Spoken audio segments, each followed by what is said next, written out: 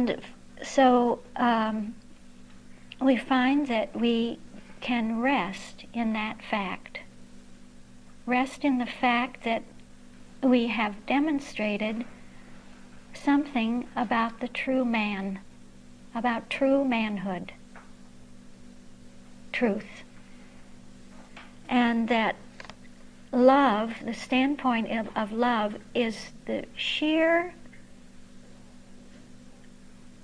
loving of that fact, the sheer glorification of that fact, the absolute encompassing of that fact within and as consciousness, that I begin to see, or that love says to me, I guess you didn't know it in the beginning, but that's my idea. That's the idea that I had all along,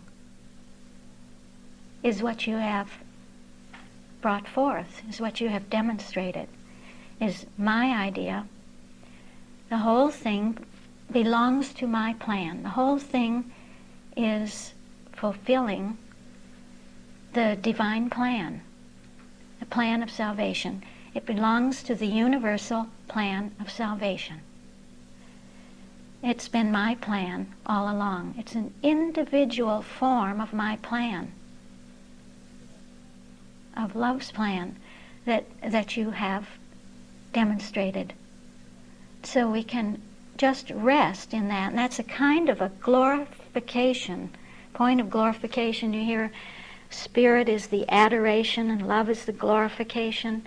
It's perhaps adding a little higher tone to that adoring, that adoration, that love glorifies itself in its own idea. And that's a state of rest within us, of resting, of no longer feeling something else has to be done, something else has to be achieved, something else has to be added. Love says, you've reached the achievement of love. Love's fulfillment, love's accomplishment, love's consummation, love's peace. Okay. So here you are, you have the model of being as promised, and the divine cybernetic model. I hope you don't go into some kind of a catatonic state.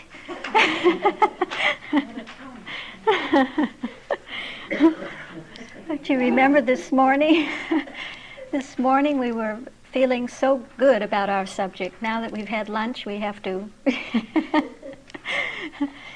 build that up again. But I was saying to you this morning that I was so really taken by the way the subject has developed itself over the last day and a half, and that I had been hesitant to present you with the climax of everything, which you have in front of you right now, and that is the model of being, because one doesn't want to agitate the new seeker, the approachee. And yet we just seem to experience the subject unfolding itself in such a way that what we've been doing is talking about the model of being without looking at it with our two eyes. But we have walked through it. We have gone up and down that model. We have mostly descended through that model from science itself to divine science to absolute Christian science and to Christian science. And so you see that this model is really nothing except the three great categories of being shown in their relationship to each other. Here we take the divine nature of God, the sevenfold nature, category 1. And the fourfold operation of being, category 2, the Word, the Christ, Christianity, and science. And we take the third great category of being, the 4 levels of spiritual consciousness, and can actually discover that these 3 categories do not exist in hermetically sealed compartments separate from one another, but that they are intimately related with one another. And what the model of being shows us is the most fundamental relationships which exist between these 3 great categories of being. In presenting this fundamental relationship, we are presented with the system. So when we speak of the system or the divine system of reference, we're speaking about the 3 great categories, and when we speak of the model of being, it's very often referred to as the system of science. So what more can I tell you? You see that we have synonyms appearing on every level. You have the calculus coming in on the level of divine science. So we could, I guess, take very briefly that flow that we took this morning when we started, and we said that that infinite one principle of science itself, and on the level of science itself, we have that infinite one, that one being, that the all, the infinite all, the only, is the place value, the meaning of infinite principle at that point. And that I can hardly talk about it without doing my what was it Max called the science hula? The science. You've never seen the science hula? Yeah. Well, you see, science itself is that infinite one being, isn't it? And there's no accentuation on the idea of the principle. But the moment consciousness asks, what is the idea of the principle, or principle begins to call forth, to call into beingness its own self-expression of itself, that's its idea. And so science itself becomes divine science. And divine science is a sense of oneness, of the infinite self-containment of being, as though we look into the infinitude of the content of that infinite one principle and begin to perceive how being knows itself, how it can know itself as what it is through its calculus. And so divine science is always that sense of a realm. It's the realm of the oneness, the allness. So the infinite one becomes a oneness. The infinite all becomes the allness of being, where the idea is held within its principle. In science itself, its principle including its infinite idea, but with no accentuation on the idea. But in divine science, where the idea comes into focus, it's the oneness of principle and idea. They are one. Principle and idea is one. And so it's there that the first instance of the fourfold operation is set forth, is perceived.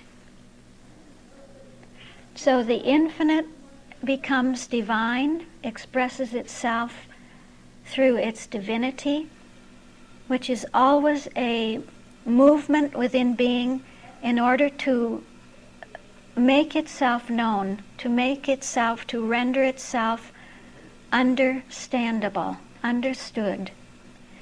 And so the divine principle there on the level of divine science is the divine principle love. You can hear the love in it, as though principle says, I am understandable, I am structured, I am constituted in such a way that I can be understood. And I make myself understood at every level. And I do it through my own calculus. I become calculable. I become knowable. Through the Word, the Christ, Christianity, and science. And in divine science, we came right out from that wonderful tone of divine science. You hear it now. Don't forget the hula is the the infinite closed system. And so being says, I operate out of myself, out from within myself, through myself, as myself, for myself. It's an infinite self-containment. We could call it an infinite closed system. It's a closed system. Within the closedness of it, it's closed because it's infinite. And there's nothing more than the infinite. But within that closed system is infinite openness. That infinite self-containment, which is the principle containing and holding within itself its own infinite idea, within that is the possibility to find every specific expression of the principle. Every specific, every individualized expression of principle is contained within that infinite self-containment of divine science and can be specifically calculated by the calculus, by the fourfold calculus. And the moment we bring this issue up of specifics, of individualization of the idea of principle, we know we have moved to the level of absolute Christian Science. Because the focus, the theme,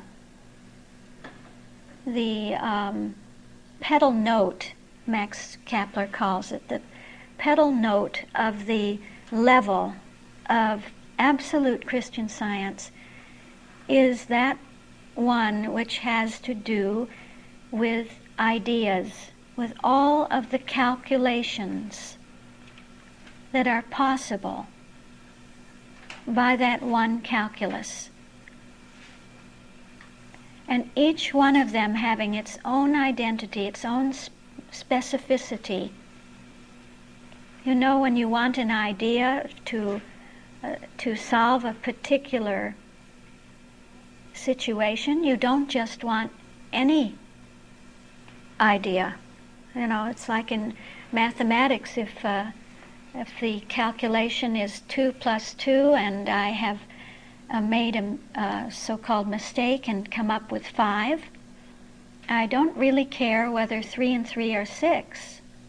I need to know the specific truth about 2 and 2. I need to know, if they're not 5, what are they? You see that? How each calculation is specific. And so each idea in being is specific. This is all addressed within the domain of absolute Christian Science. where we have the infinite calculations or specific truths of the one truth. You see, in divine science, it's the one life, the one truth, the one love, the one divine principle love. But in absolute Christian Science, we have we see actually how the one becomes many,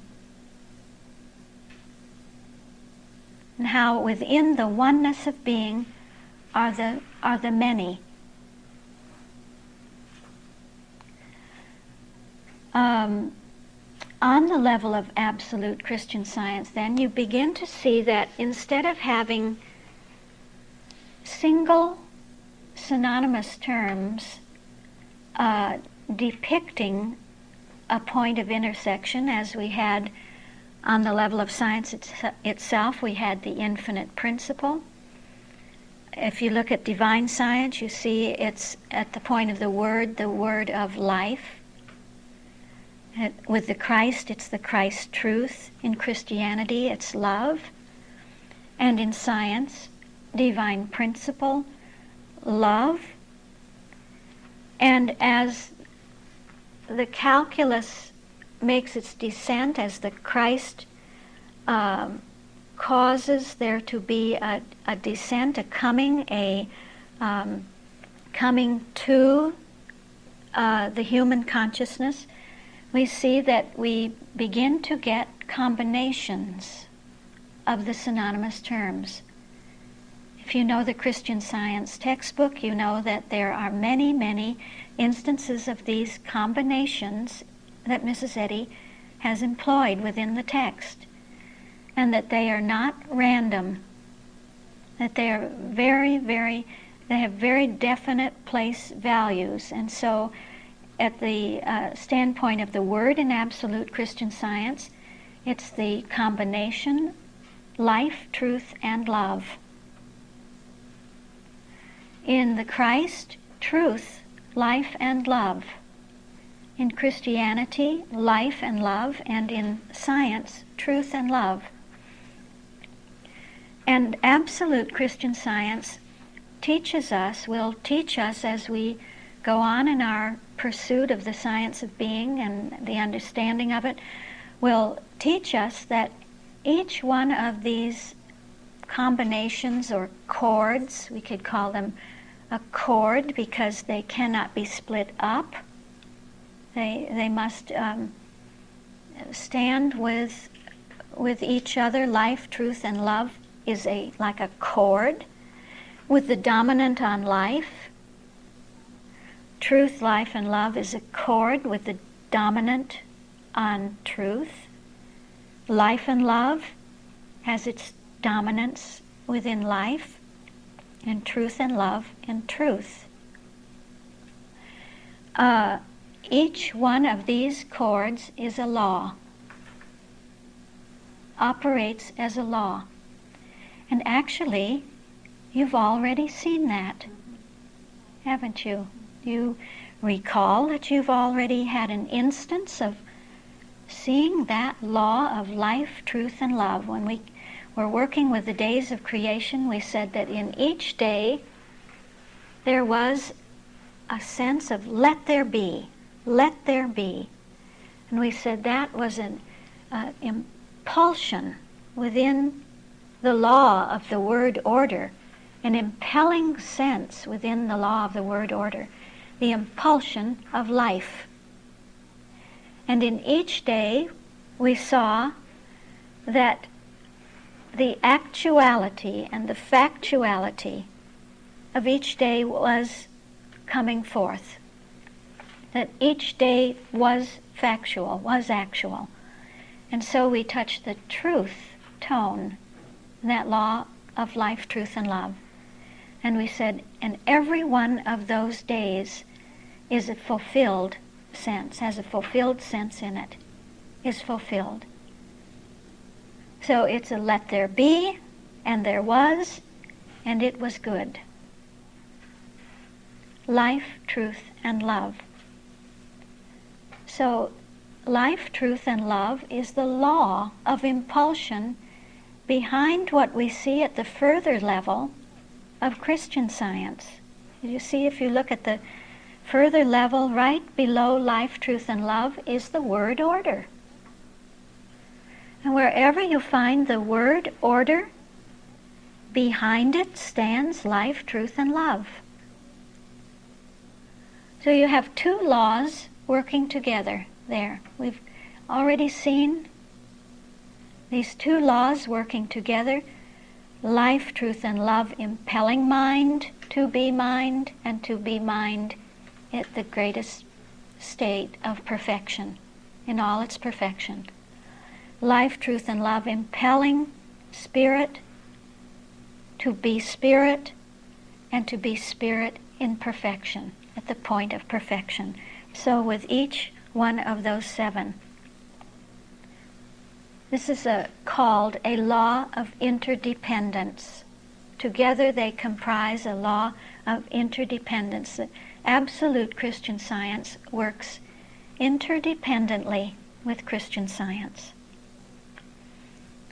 So we would see later on, as we go on over the months and years ahead, that there is a law of interdependence in the Christ, and a law of interdependence in Christianity, and a law of interdependence in science, that Christian Science cannot be separated from absolute Christian Science. It draws its source, its power from absolute Christian Science, and absolute Christian Science in turn draws all of its power from divine science.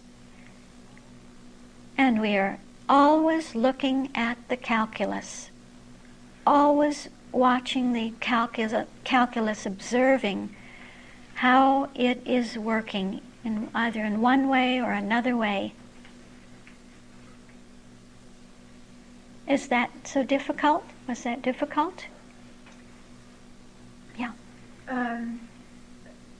There, at the intersection of absolute Christian Science with the Word, that intersection there forms a law of impulsion, and so that is called the law of interdependence with what? It's with the Word, but is it interdependence between absolute Christian Science and Christian Science? Yes. Okay. Mm-hmm.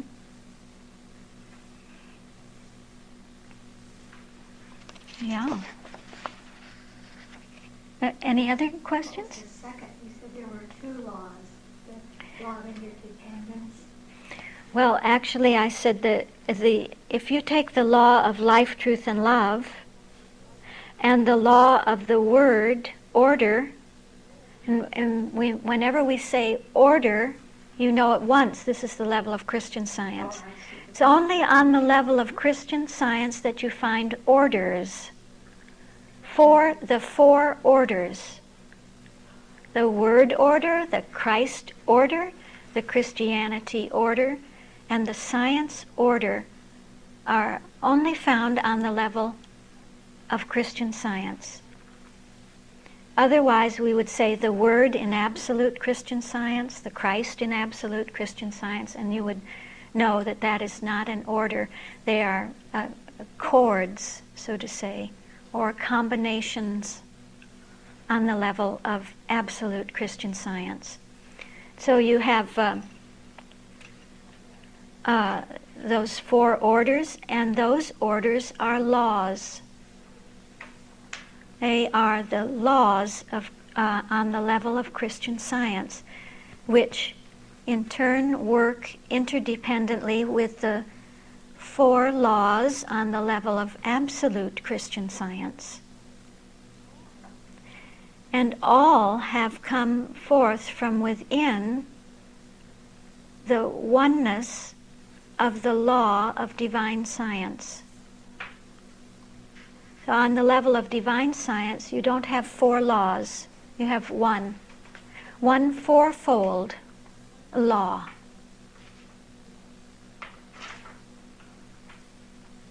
That's just kind of casual information. You don't have to worry about it. I'm not going to test you on it. It's preliminary. It's just a first, maybe a first inkling of what the model of being is, and to show you that that's where we've been the whole time. Anything we have talked about together is within the model. Actually, we're always within the model. There isn't anything we can discuss that isn't there. It isn't there. So you see that we have taken the law of interdependence in the Word. I could say in the word vertical. That's more terminology that if you look at the follow my marker here on the, can't hardly see that, but this is a vertical. If I move from top to bottom under the word in divine science, from divine science to absolute Christian science to Christian science, staying within the word, that's called a vertical. So you may begin to hear that terminology, or you may hear it on some of the tapes or read it in a book, the word vertical. You would certainly find it in the Four Levels book. You would find it in so many of the presentations of Max Kapler on the subject of the Four Levels. So that's something else that's helpful to know, that you have levels and verticals. And a vertical goes through the levels of divine science, absolute Christian science, and Christian science. So you have the word vertical, Christ vertical, Christianity vertical, and the science vertical, showing a further fundamental interdependence between the levels, that everything finds its source in divine science, and that Christian science finds its source within divine science and absolute Christian science. Now, any further questions? We have to turn the recording over. You said that everything on the model of being finds its source in divine science. And is there some reason that it doesn't find its source in science itself? Well, in terms of the calculus, it would find its source in divine science. Because actually there is not a sense of calculus on science itself. That's it's right. The infinite one. Yes. But yes. then, as that infinite one expresses itself as idea, then that idea is dynamic, and it has the calculus and the four operations and so forth. Okay, so that's what dynamics is. Yes. That's why you said all of the everything is found within the source of divine science. Yes. Okay. Yes. Thank you. And what you were thinking of, perhaps in terms of law, because I didn't mention a law for the level of science itself.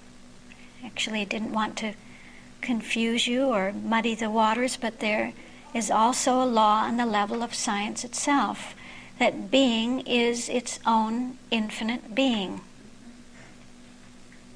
Being is its own infinite being. And that law can be varied, can be elaborated, in other words, through the 7 synonymous terms. Because it is the infinite principle, and we know that principle stands for mind, spirit, soul, life, truth, and love. So we can see that law. Mind is its own infinite mind. Spirit is its own infinite spirit. Soul is its own infinite soul. If we take it in that way, we have 7 variations. Now, look, everybody just shut your ears while I say this so that whoever wants to hear this can hear it, and whoever doesn't have to. There are 49 variations of that law, you see, because actually mind is its own infinite spirit. Mind is its own infinite soul. Mind is its own infinite principle, its own infinite life, truth, and love. Spirit is its own infinite mind. It's so deep and Oh. so rich, it just sounds like some words, but it's hard to think about what that means. Yeah, at first you hear it and you say, "Why, goodness, what a lot of words, what a lot of combinatorics, just playing around with words." Until you get into the depth of it, it's just absolutely profound, isn't it? Yeah. So you begin to exercise and to live with such a law. It cultivates the incredible depth of the synonymous term, a sense of tonality that is beyond words. You see that spirit is its own infinite mind. And then to turn it around and say, well, what would spirit be if it weren't its own infinite mind? Well, spirit couldn't know itself. Spirit would have no conception of itself, couldn't know itself. Then there would be no understanding. In order for there to be understanding, in order for spirit to constitute understanding, it must be its own infinite mind. Something like that. It's just, it just goes on infinitely. It's so big. And we can think that, well, but what's happening down in the camp? Am I neglecting all of my problems here? Yes, yeah. And getting way up there where it's so... the air is rare up there, very rare. But it really has its own effect. You don't need to Oh, apply it's it down here. no, because of the descent, because of the calculus, the dynamic within being. It has its descent to every level. You're not ignoring the problem just because you're not working on the level of Christian Science. And when you're working in that kind of an area, it seems like the little day-to-day things don't raise their heads so much, gradually. I mean, it doesn't happen in a day. But it just seems like you're living in a different plane. Yeah. And you'll handle the little things or big things that come along with a little more, should I say, grace. Yes, yes. And this law handles the big lines. It handles the universal problems, the problems of the world, the really deep issues, incredibly deep issues. You begin to learn to recognize what lies behind a phenomenon in the world, what it really is. It's a point of intersection in that matrix of infinity.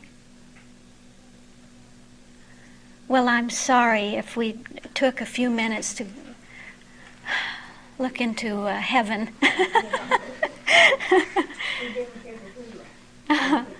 Oh, the hula. We forgot to finish our hula, didn't we?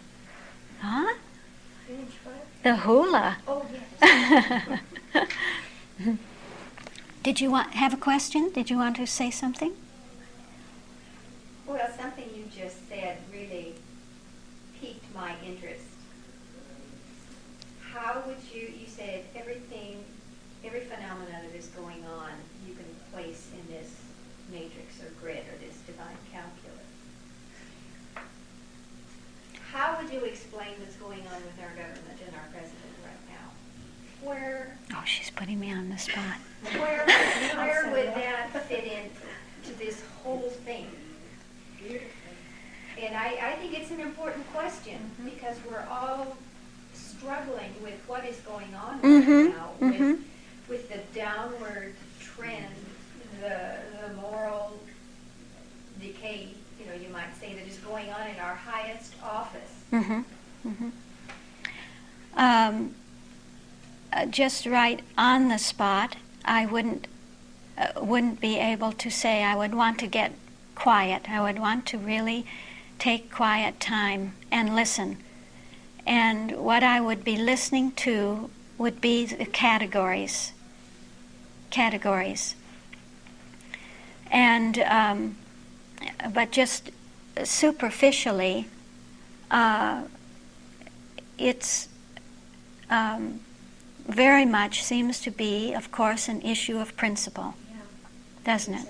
Of principle, of government, of right government. And so I would probably, just as I'm feeling it out, I haven't done that specifically.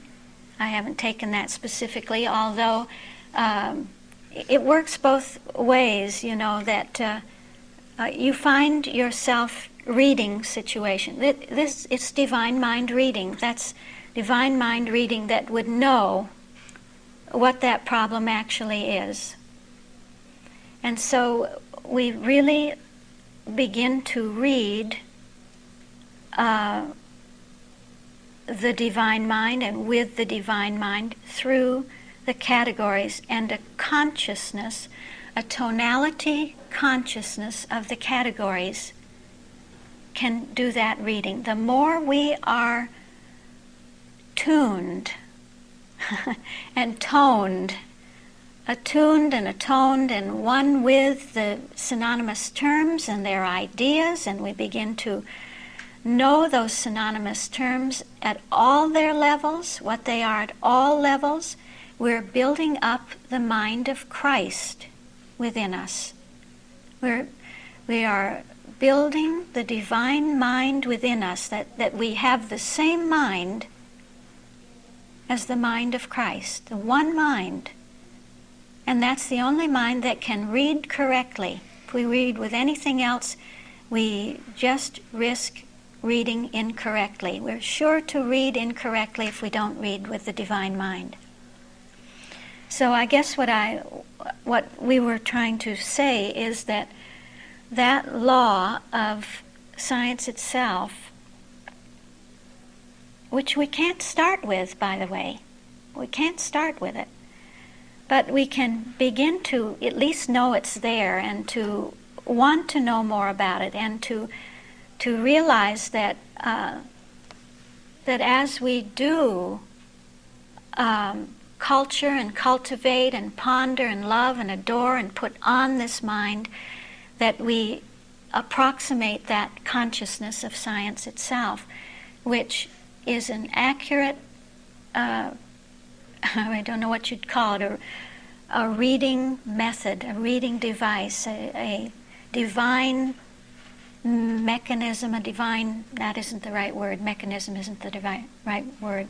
Is it a modus operandi? Well, in a way, it is. For reading. And then you find you read automatically, and it isn't reading with mortal mind. So often, all the reading we do as Christian Scientists is just nothing but glorified psychology. We psychoanalyze the patient. We psychoanalyze the other individual or ourselves and conclude what the problem is. We haven't really let the divine mind read it because we haven't cultivated the science within us, the system within us. Wouldn't you say that's true? That that it's just the human mind that looks at the situation and says, well, that individual is rotten. I knew they'd be rotten. Their parents were rotten, and so and so. and then says, well, the problem is they have a rotten character. And that isn't the problem at all, because they haven't read it with the divine mind, which may tell you something completely different and unthought of by the human mind. So we have to be so careful, so sure, so self-examining all the time to be sure that we are going to our system of reference, the true system of reference, to read any situation, or else we just come off sounding like any other mortal walking the face of the earth. Well, let's hang the guy. Let's string him up. He did this, he did that, and so forth. And I'm not saying string him up, don't string him up. I don't know. All I know is that there is a Christ that is working. A Christ science that is working, and that knows how to move every event, every life, every circumstance as it should be moved, and to correct in a way that is exact and specific and right for the individual and the collective and the universal. And I can support the activity of the Christ. That's what I want to support. I don't really want to support governments and organizations or senators or congressmen or Republicans or Democrats or libertarians. I don't want to support any of that. I want to support the working of the Christ idea in the world. And this I can do by adhering to the divine system of reference. You get a feel for how big these things are, how big the sevenfold nature of God is, and the fourfold operation. Yes. It's just what I've learned this week. Somebody said to me, are you going to work and work and work at it and get it all figured out? Or are you going to let Christ take care of it? Yeah. See, when we love the calculus, we love the concept of the calculus, but so many times in our lives we try to subvert that calculus by skipping the Christ, jumping over the Christ. And we want to play the Christ. So we say, yes, we know what God is, we know what the Word is, and we may look at that word and love that word and go through those 7 synonymous terms, and then we say, and I know how that should express itself. Yeah. I know how that should operate. I know what that should do. Instead of submitting all of that to the Word, knowing that the Word is the Christ. The Word has within itself the Christ. And if I allow the Word to operate through its own Christ, and I don't try to manipulate the Word to bring out what I think and am so sure is the right answer, and the highest answer and the best answer, the only one that will be the saving answer. But if I allow the Christ to work in its way, it brings out the universally blessing answer. That answer which blesses the whole universe. And you hear the relationship between Word, Christ, and Christianity. Otherwise, if we try to do it, what was it you said, Judy, in the car this morning? It just seems to make a bigger mess than ever, doesn't it? Huh? Something like that. Those weren't your exact words. But it creates more that has to be corrected. Yeah. This whole issue comes up in the David story, in the 6th tone of truth, where David had to deal with the mortal manhood within himself. He made all those mistakes. It's something you don't expect to find that far along in the story, because you've had these 5 enormous, marvelous tones of mind, spirit, soul, and principle in his life, where he has just really been exalted in his kingship, and is on the throne now, having been on the throne, being dethroned and being brought back again, comes back, is king over Israel and Judah, manhood and womanhood. And suddenly all these instances of false manhood come in. It's just really right through that whole tone. But the one that we are all familiar with is the Bathsheba story, isn't it? Of the taking Bathsheba from Uriah, having Uriah killed, having the child dies, and there's a new child. All of that, of that text is conveying this issue that we all deal with. Every one of us deals with it, the mortal manhood within ourselves. And what can be done about that? How do we handle it? How do we attain our true manhood, our status? How do we regain it? Can we regain it after we've been so wretched and debased again? And so the answer is in that 6th subject, whet your appetite.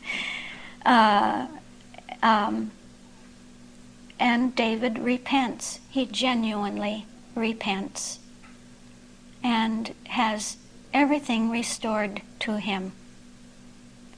There are some very striking correlations that we've felt this summer, and when we were doing the subject in Canada, and all of this was going on. It followed us all over, all through the year, as you know, the various things in Washington going on. But I think that 6th subject helped us a lot to impersonalize the situation and to see that it's a point of intersection in the system, and which means it's something we all have to deal with in ourselves.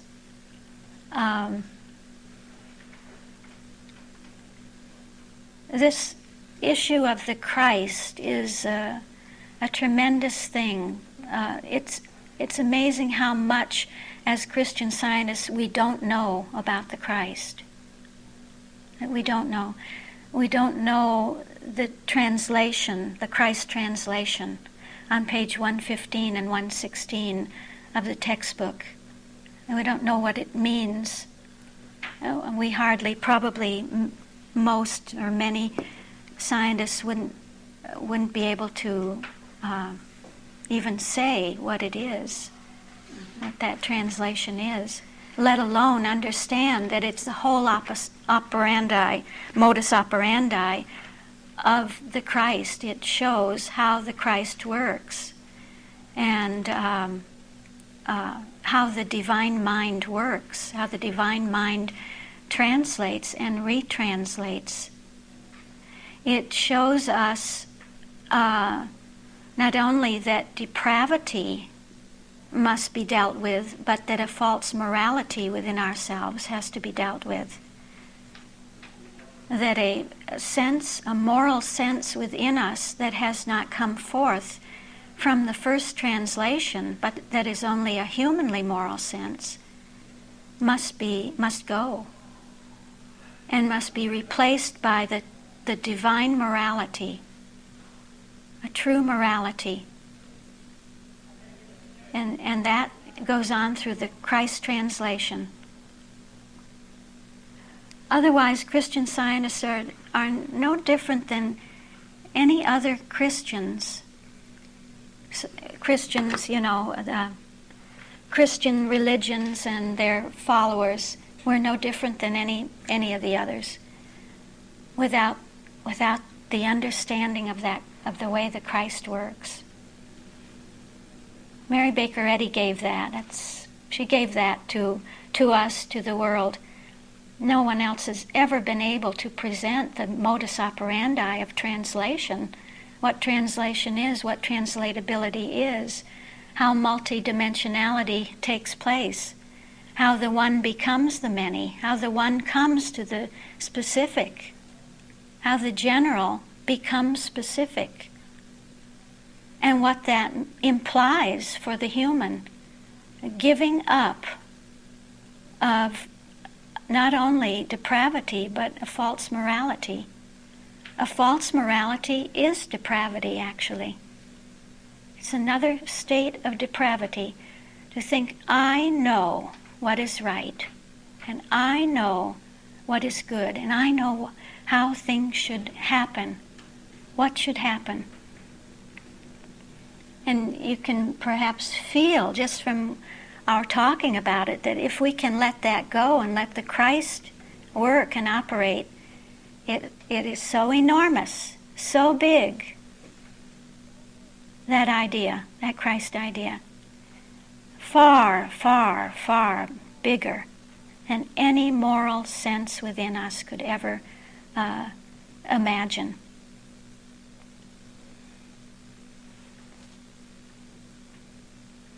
Whoa. I'm sorry. Got carried away again, but isn't it a big point, huh? Oh, marvelous. Yeah. We don't know. We don't really know anything. No, We don't the know human what's going to mind. happen 5 minutes from now. No, that's right. Yeah. Right after that story of David about Bathsheba, there's a story of Ammon and rapes Tamar, Yeah. and he told her to go jump in the lake after he got through with her and hated her more than he loved her first. Mm. So that would be a counterfeit of what David went through, because he genuinely repented, got rid of David. What a lovely point. I've never seen They're that. two- Yeah. They're right next to each other. That's beautiful. And I was working on that. That is beautiful. Yes. Was But, Ammon married to That's Bathsheba? because, what? Was Ammon married to Bathsheba? No. Who? Uh, Somebody else. Uriah was a soldier. Okay, right, okay. And David was relaxing while all the soldiers went to fight, and of course that was lethargy. And he, well, you don't want to know. Yeah. Okay, well then he saw Bathsheba, and they had a relationship, and she got pregnant, and so he wanted to get rid of Uriah. See, it's a real detective. He fit right down in the gut. You know. Here he's supposed to be the king and all that, but this claiming king. And then, so the best thing to do is get rid of Uriah. No, the first thing he wanted Uriah to sleep with, excuse me, but he wanted him to sleep with Bathsheba so that it would be his child, he thought. But that didn't work because he was too good a soldier. So he said to his general, put him out there in front and let him get killed. So that happened. And so David was a real stinker because a human is a stinker. He had to get rid of that David. And that's what he did. But at the same story, there's a story of Ammon, another guy who fell in love with his half-sister and tricked her, raped her, and then hated her, see. So he didn't repent and he got killed. Mm-hmm. But David got rid of David. That's the only, you can't get the human good. You just got to get rid of the stinker. Well, of course, you got to get rid of mortal mind. The human is in between a relation. Human is actually nothing. It's just sort of on the journey from mortal mind to divine mind. But it includes all those things. But it's so easy to say you're sorry, but you just mean you got caught. That's a different thing than sorry. Who knows whether you're sorry or not? Yeah, you don't know. Only you. Who knows? Yeah. Only you. Principle knows, huh? Another thing happened when Afghanistan was in the Russians. You know, the Russians, communists had Afghanistan. And I just maybe unconsciously prayed to get rid of the Russians. And now it's worse than when the Russians were there, see, so I didn't, I mean, well, I don't know if it's worse, but it seems worse, Yeah. the situation in Afghanistan than when the communists were there. Yeah. So I didn't know, but I thought I knew. Yes. Oh, it's Because now come. they have the women all trapped in their little rooms and not allowed to go out, you know. Mm, And mm, all the other stuff is a lot worse than when the yeah. communists were there. So we don't know. And we No. try to meddle around, we mess Yes, things yes, yeah. up. Super. And yeah. you know, mankind has so much power now in so many departments that this is even a bigger challenge for us. I was just thinking when you said that about that now they're, of course, learning how to control the weather. You know, there are ways of controlling the weather and everything, and you know, it may be an individual who's well-meaning and says, well, gee, I see a big storm coming in here, and we'd better use our abilities to divert that storm, and so there's a manipulation on the basis of a human moral sense, what would be best for this country or that state or whatever, and so we can manipulate the situation and change that weather. And what happens is that you interfere with the whole weather pattern, which is a whole pattern, a holistic pattern across scale, pattern within pattern, everything related to everything else. And if you take just a little piece of it out, it looks bad to you, but if you leave it in its context, it's absolutely right. See? And so you manipulate that, and you have bigger problems then. Let's say bigger corrections to make. And David kept, going back to David, had to, at various points, decide, was he going to correct his mistake, or would he try to cover it up? Oh, remember that? And yeah, and he chose to cover it up, and then it just got bigger and bigger. This is the nature of truth. You cannot sweep something under the carpet. Truth uncovers error. Truth is dealing with error. So it shows in that subject that David couldn't go on. He wasn't allowed to go on, and he began to accept that correcting and to be subservient to the Christ working, and then you began to see